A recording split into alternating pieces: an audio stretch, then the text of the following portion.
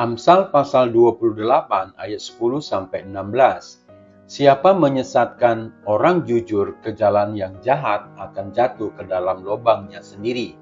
Tetapi orang-orang yang tak bercela akan mewarisi kebahagiaan. Orang kaya menganggap dirinya bijak, tetapi orang miskin yang berpengertian mengenal dia. Jika orang benar menang, banyaklah pujian orang. Tetapi jika orang fasik mendapat kekuasaan, orang menyembunyikan diri. Siapa menyembunyikan pelanggarannya tidak akan beruntung, tetapi siapa mengakuinya dan meninggalkannya akan disayangi.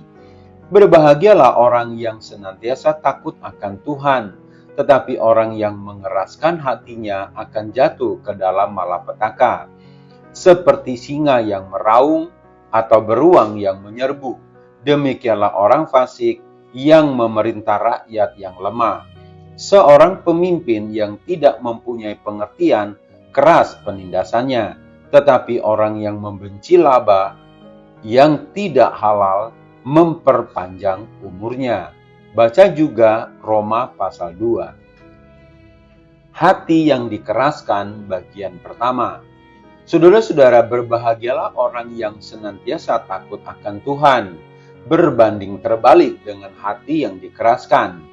Hati yang dikeraskan adalah hati yang tidak responsif terhadap Allah dan firman-Nya.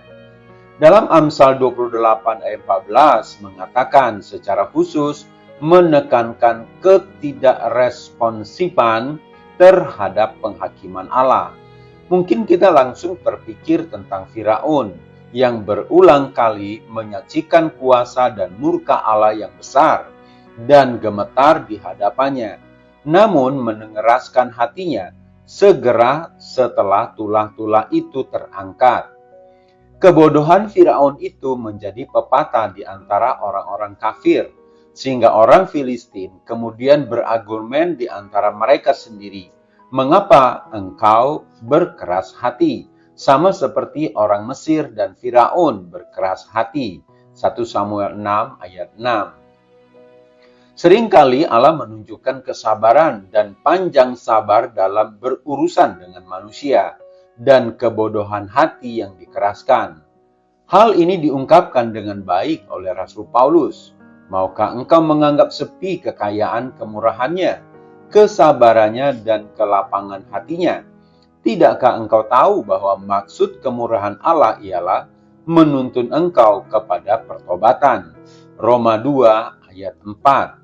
Namun banyak yang tidak mau bertobat walau sudah diperingatkan dengan tegas. Saudara-saudara, kita sering tidak menghargai kesabaran Allah dan terus melakukan dosa-dosa.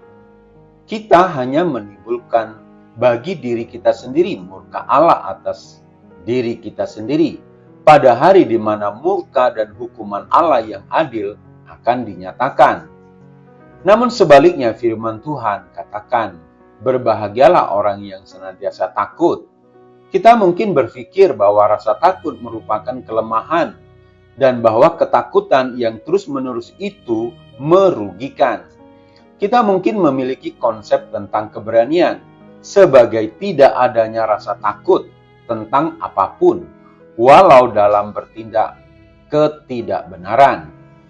Barangkali yang lebih tepat bisa dikatakan bahwa keberanian adalah tentang mengetahui apa yang harus kita takuti, seperti janganlah kamu takut kepada mereka yang dapat membunuh tubuh, tetapi yang tidak berkuasa membunuh jiwa.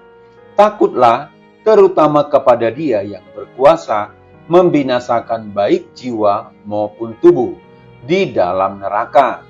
Matius 10 ayat 28. Ketakutan seperti ini akan membawa kita dan menjadikan kita berbahagia atau diberkati dalam hidup kita. Karena mereka yang takut akan Tuhan senantiasa karena mereka akan dijaga dari segala pikiran, perkataan, dan perbuatan yang akan menyebabkan turunnya murka Allah atas mereka.